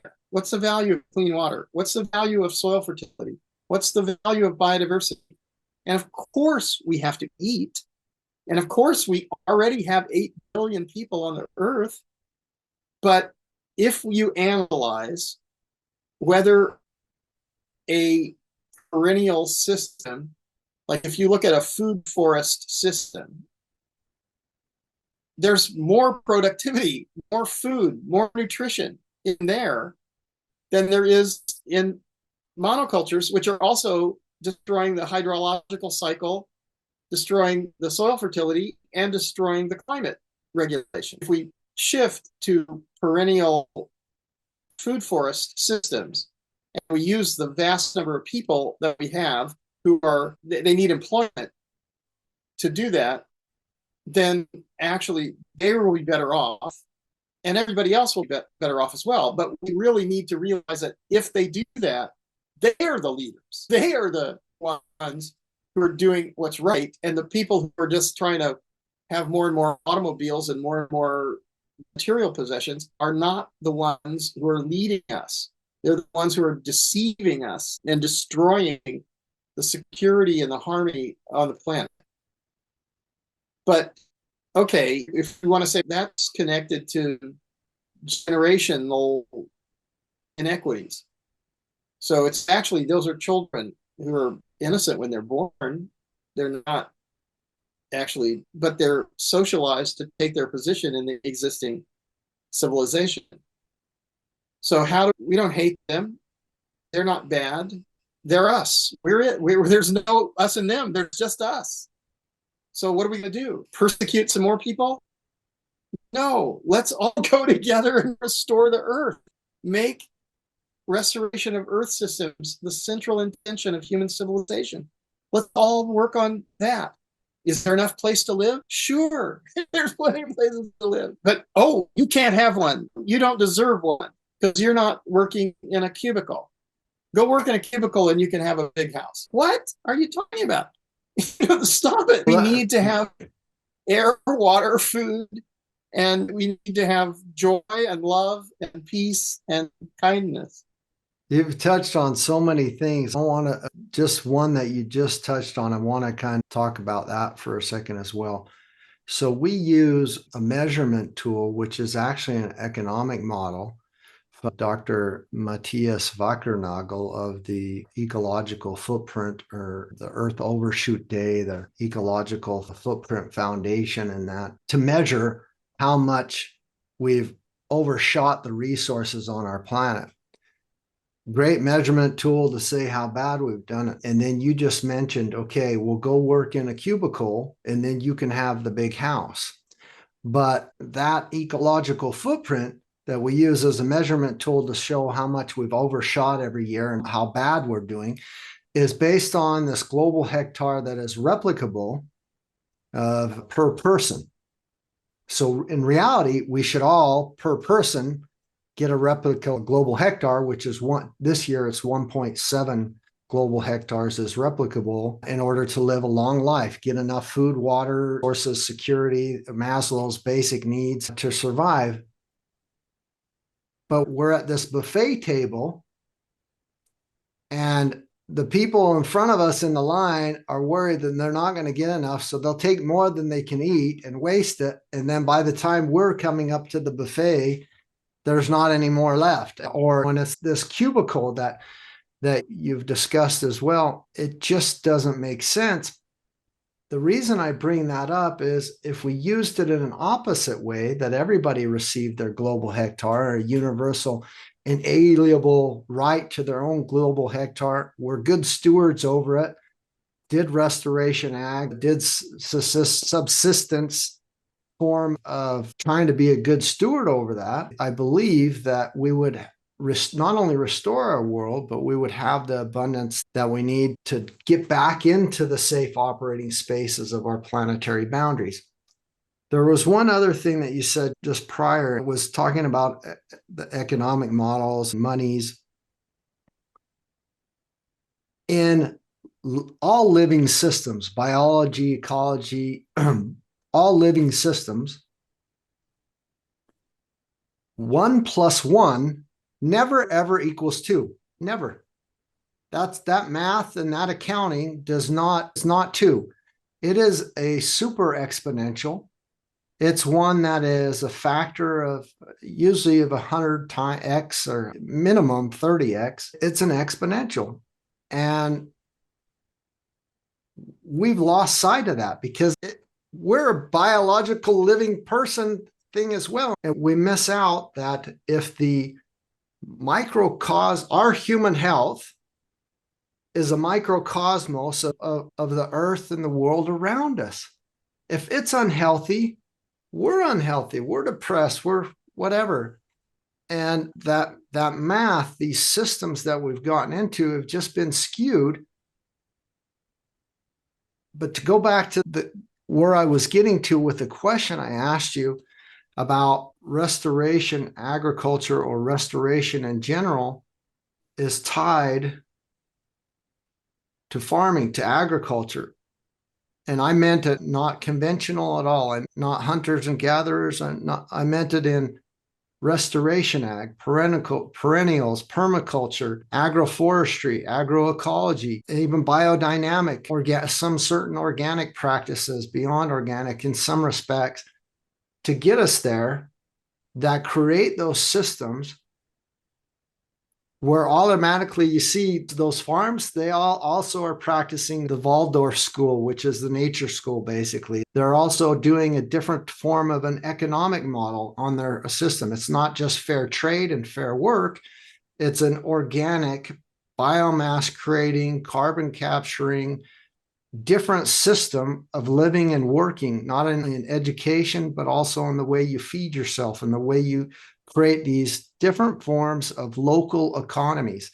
And so I know that it seems like I'm tying some pretty big things into into the question, but my question is, will it always be so when we restore that there is a way to nurture and feed ourselves and a tie to some form of positive farming that is not a commodity crop or conventional ag that destroys and degrades our land? Is that because it's an infrastructural, it's the basic needs of human beings to do this process, and we reel that in?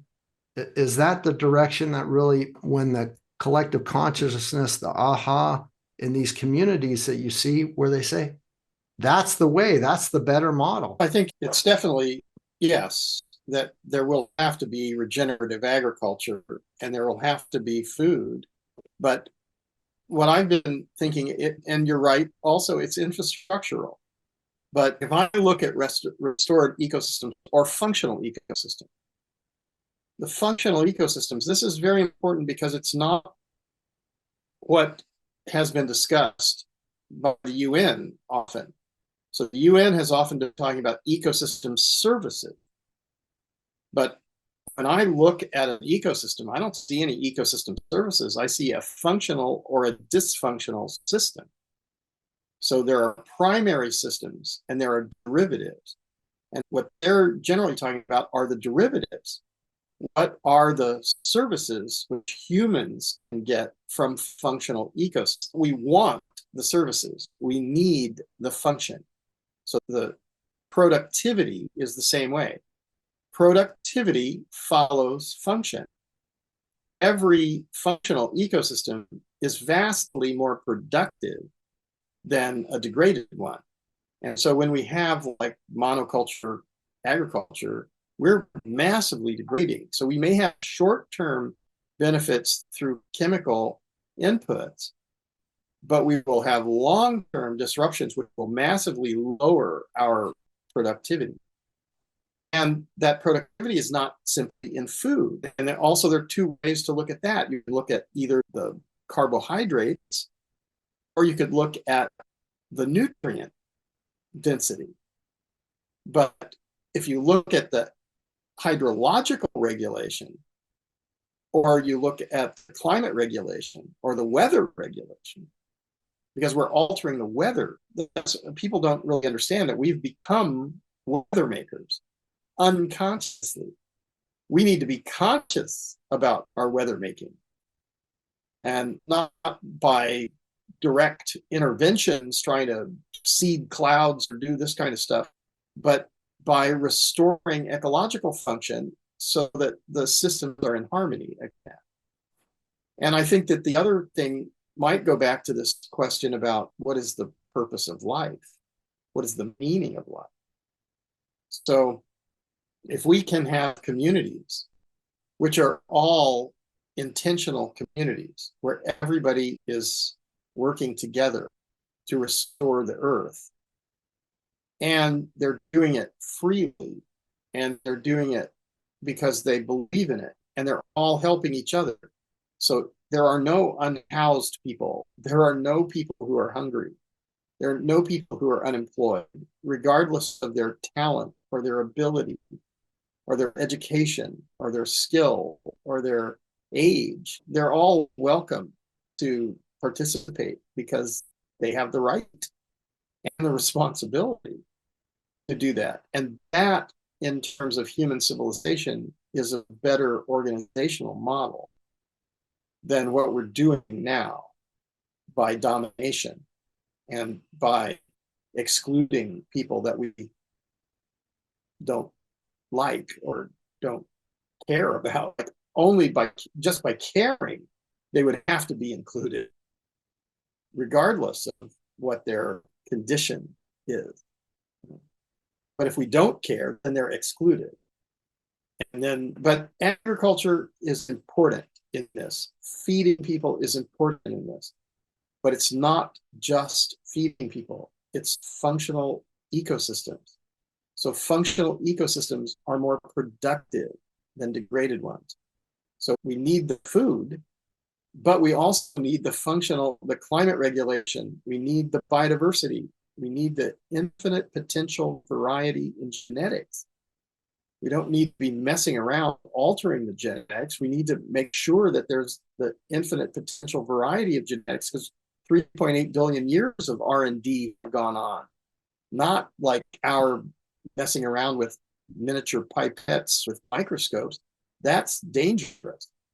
Because look at all the chemists who committed suicide or did mass murder by releasing persistent organic pollutants all around the world.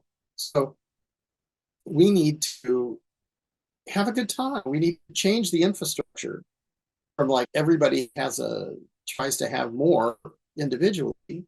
So we need to be sufficient. We need to have enough.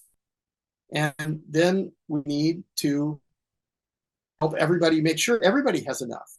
Everybody has a place to sleep. Everybody has something to eat. Everybody has something to do. And it can be elegant. It can be beautiful. It can be wonderful. It doesn't have to be, it's not universal poverty. It's universal affluence. And that's what we need. We can have that now. We're producing so much. You've got single individuals who have billions and billions of, I don't know if that money's worth anything, but they're controlling capital and ordering the movements of resources and so on. That is real. The money probably is not so real.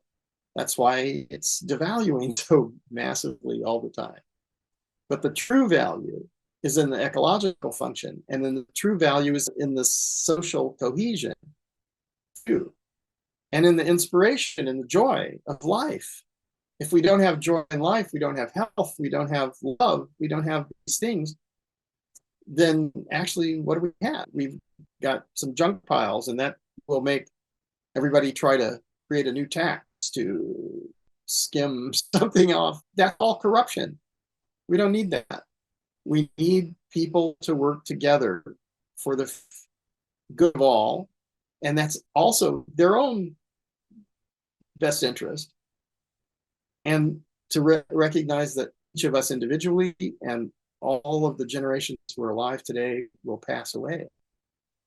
But what we decide, what we understand, and what we do will determine the quality of life for all life in the future. So this is where we're at this moment, and we can't get away from this responsibility.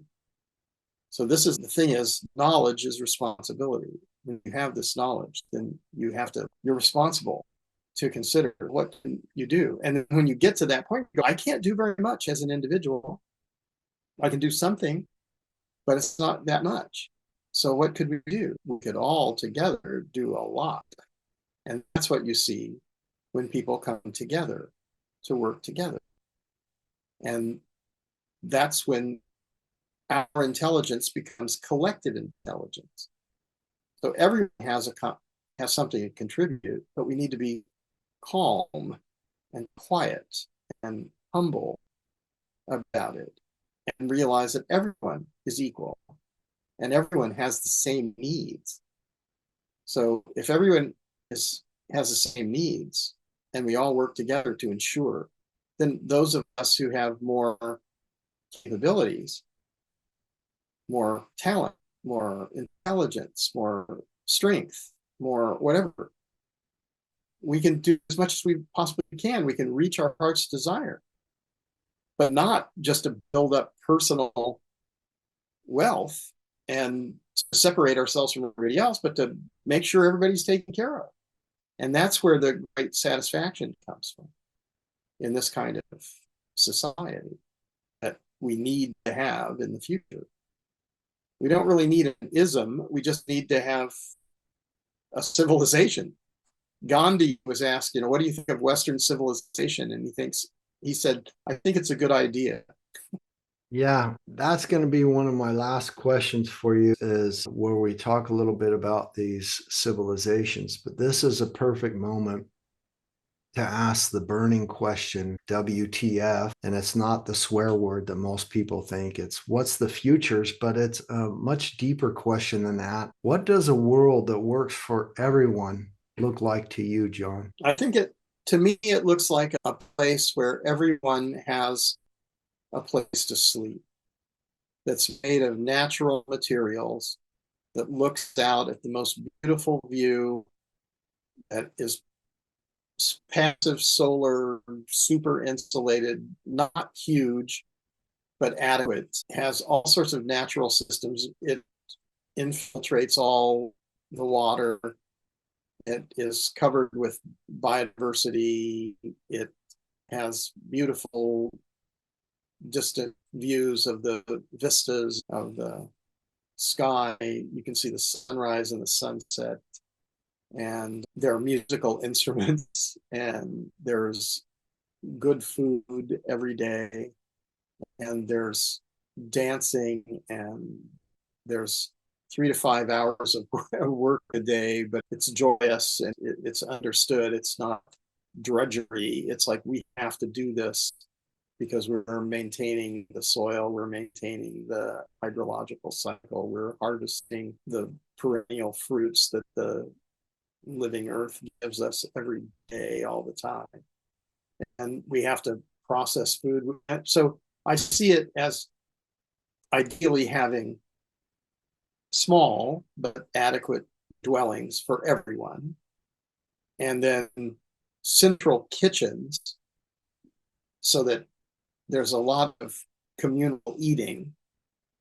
And that's because the food producing and the food preparation and the food storage is all collectivized. So you have less waste, no packaging, no buying and selling, no middlemen, just everything goes to it's grown, it's brought to the central kitchen, it's fed fresh. Any surplus is processed and stored. And then it has creator space so that we have woodworking, metalworking, mechanics, industrial sewing, ceramics, and everybody is welcome. That's curated by retired master craftsmen, scientists, artists, and is welcome to come in. But it's a little bit like the Karate Kid. They have to wipe on and wipe off until they have a great respect for the tools and knowledge, and they're not going to cut their arm off or something with a machine. And then they can build and they can recycle and upcycle and restore and repair everything. And we don't do any buying. We replace all furniture instead of having a lot of buying and selling of stuff. We have art and the furniture is passed from generation to generation because it's so well made and so crafted and so artistic and so beautiful. And our grandparents, our children and future generations will eat at the same table and will respect and understand what this means. And then stages, central stages, so that everybody needs a stage. When you get a standing ovation or people appreciate what you do, it just feels so good. You really want it. And that's why the celebrities are so egotistical and they're just craving this. So everybody needs a stage. So let's have central stages. Let's have cultural stages where everybody can perform, everybody can debate, everyone can be in theater and dance. And it's just, you can have lectures, you can have everything. Well, let's have all, so the community is utopic. It's, instead of the dystopia zombie vision of Hollywood, let's have utopia where everybody's drinking wine that they made and it's organic and healthy, and they've got cold pressed super phenol olive oils, and they've got wonderful vegetables and maybe occasionally a little carnivorous activity. But you need animals. You've got to have some animals. You need the manure too. Maybe we shift horses, not because we want to be romantic about it, although that's part of it. They're beautiful, aren't they? But we don't need as many vehicles. We can do some heavy lifting with some animal colleagues, and it's wonderful. And then we can also learn the psychology of that, because those equine therapy is really good for people who are disaffected psychologically. They're jolted into another space psychologically. And so you could have a horse therapist who is so empathetic and so aware and so huge a presence that it's like they're the Zen master. The horse is the Zen master. The patient is, okay, I get it. And that's what I think the future should be for us. And then everywhere there's climate regulation, there's weather regulation, there's at climax equilibrium, the canopy grows higher and higher, trees live to be 4,000 years old and are appreciated for it, or seen. I see you, tree, I see you, you're 4,000 years old. And lots of volleyball, lots of dinners, dancing. Better have a drink. Cheers. That was part of the problem, is I'm drinking some kefir water. And yeah, it's kefir water that I make myself. And sometimes it gets a little bit fermented. It gets almost like alcohol, to tell you the truth. Yeah, it is alcohol. It really causes me to cough. So I'm a lightweight, so it gets me a little bit, but I love it. It's so good for your health. That question you answered so eloquently, and I see it in everything that you've done and where you're going. And I really thank you for sharing that. I see in that answer local economic models. I see these local futures, this ecological economics, without talking about economics at all. It's just it's a universal model, the way the world has always worked in this symbiotic relationship. It's within the safe operating spaces of our planetary boundaries. And that's what I see and hear when you describe that. It comes to me very visually. And I imagine you're pretty visual, because you've directed and done these films in many ways. And I was meaning to ask, did you also play the piano in the SEKEM film as well? Because you've been so nice to share a couple beautiful pieces with me that you've sent me, and I absolutely love them. But I heard some nice piano music there in the SEKEM as well. I was wondering, did you do that as well? I don't think it was my piano playing. Okay. No, I don't think that was mine, but I have done some. Absolutely beautiful. I also and play a few other instruments, so they might have put something else in there. yeah, you do a great job, and you were also part of Kiss the Ground and many other films and documentaries. The list is huge. I could read them all, but I won't. I suggest my listeners go out and actually look for them, watch some of them. Loess Plateau, you've done several things about that. Maybe you could put the academia page I onto will. In the show notes and description, I will list all your websites and all the places where people can go and some of the things that we've touched upon so that they can definitely find out about that. The reason I'm going in that direction as far as the film, media, visual part of it is I want to tickle a question or your thoughts on things.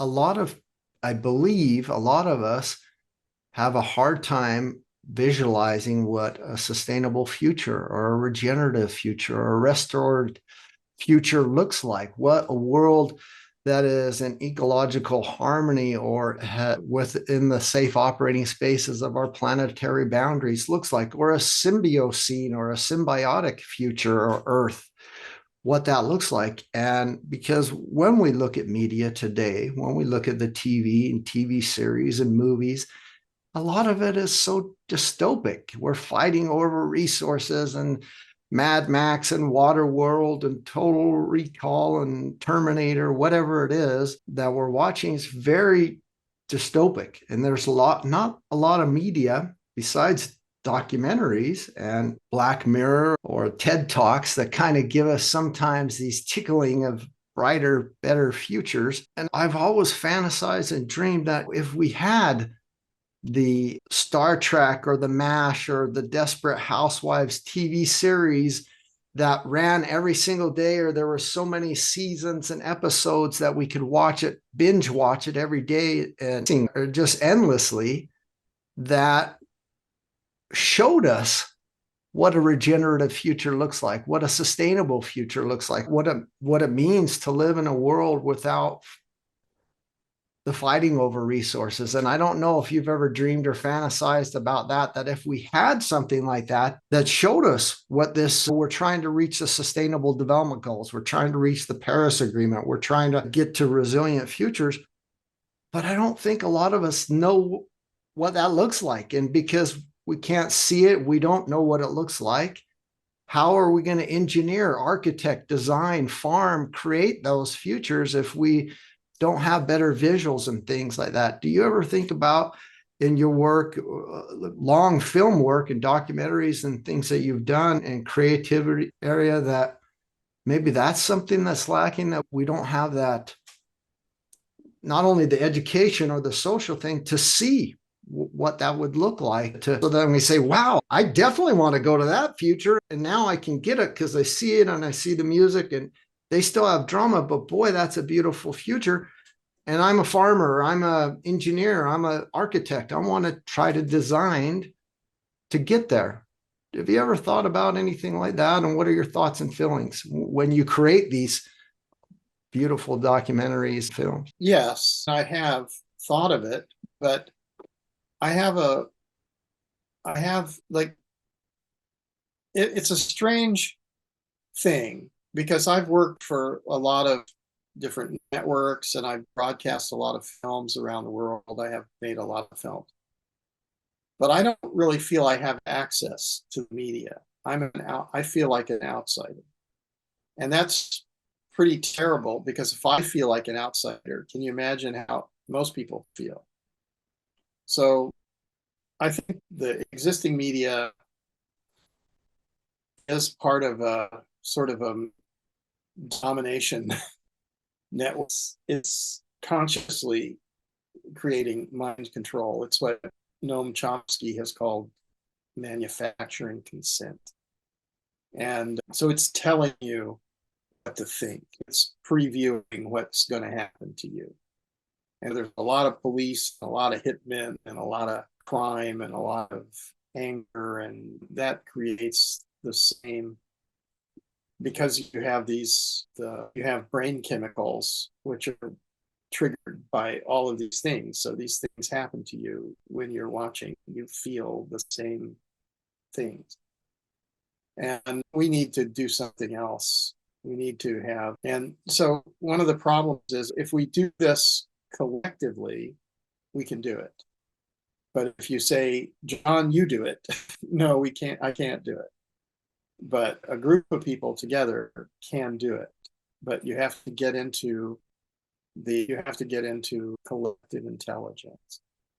So you have to find, if you want to work on it, we have a lot of places where there's a new place in Spain that wants to have, I think it's very large, but it has a community of people, but they've lost most of their young people. There are very few people there. So most of the people leave and don't come back. And so you have the farmers, they call it territorios abandonados. So there are these empty villages, and they're places, and there have been experimentation with this, and we could try that if you want to. There are places in Cyprus now where groups are working. We have a big project in Egypt, and in Somalia, there's a lovely place that's a Sufi intentional community, and I think that has great impact. But what's important is that we have to do this locally somewhere, but we also have to do it everywhere on the earth at the same time. So to understand that if we do it successfully, so all the different camps are doing different things, and the people who are involved are deeply committed. Like one of the camps, I stayed for 5 months in Mount Shasta, and in a camp, and it burned to the ground. All the trees, everything was burned. It was destroyed. And now it's being restored. So from a scientific point of view, it's actually a better experiment now, because they can record the baseline study at 0 and destroyed. And so then they can begin to do what they can do. So if they could get 50 or 100 people to work on that, or any number, they don't have very many. I think they have 10 or 20. Maybe they had 20, 30 people show up. And we're working with groups, the Permaculture Action Network, and Burning Man, talking with the Burning Man groups, both the big one, but also they have localized groups of Burning Man, Burners Without Borders. Burners Without Borders, yeah, and they've got them around the world. I think that's a good way to go, and I definitely want to do that as well, and I'd like to work with you. And there's a lot of other directors and producers that watch the podcast and listen to. I've been in several documentaries myself, but I'm currently working on 3 other documentary projects, series that are like documentaries, but they're series, and a couple other documentary films trying to achieve that exact same thing. I have this little vision, and I want to give you the backup story to when I was younger. It was Star Trek was the big TV series that I watched all the time. It was all movie magic, but it showed no smoking, interracial relationships. It showed hologram and 3D printers and all sorts of things that a lot of those things we've innovated and have come true for the future.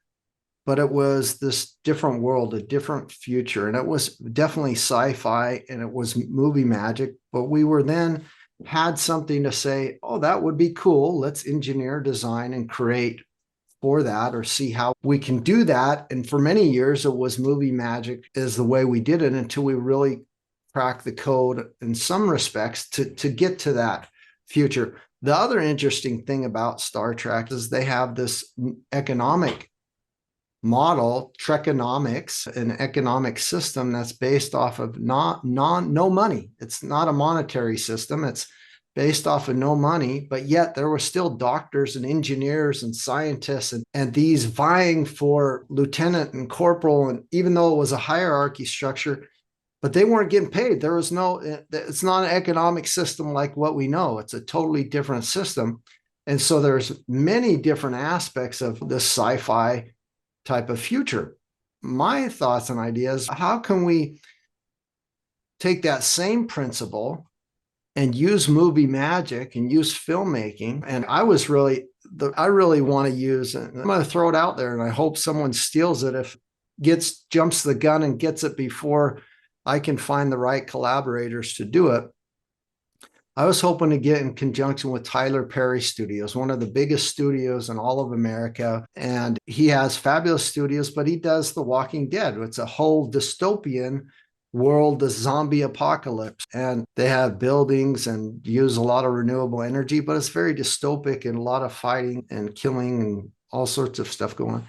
What if we, with movie magic, gave some examples of restoration, gave some examples of how it could be different, and that we'll still have drama, we'll still have divorce, we'll still have the other issues that we have in that future, but we will come to a higher level somehow of how humanity works and functions. And I think if people had something to look at on a daily basis to even get into that mode, what would it be without money? What would it be without capitalism? What would it be without poverty and all these struggles that we're dealing with now? We're all one unified spaceship Earth. We're all crew members of this spaceship Earth. There are no passengers. That somehow the creative human beings would somehow say, wow, that inspired me. I want to create that future. I want to make it real. Let's design, let's build, I've got the money. Let's make it real. All right. Yes, I'm 70, but I'll do what I can to help out. And I think that the camps could be a beautiful set. So they're sets now in 57 places. So I want to do that.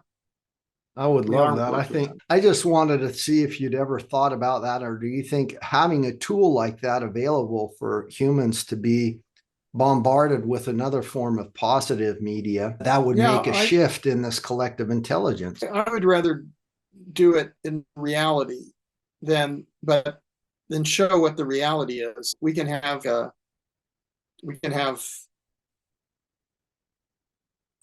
do it where it's not a fake reality show, not with all this posturing, but actually do it. So let's talk about that separately, because let's try to make it happen.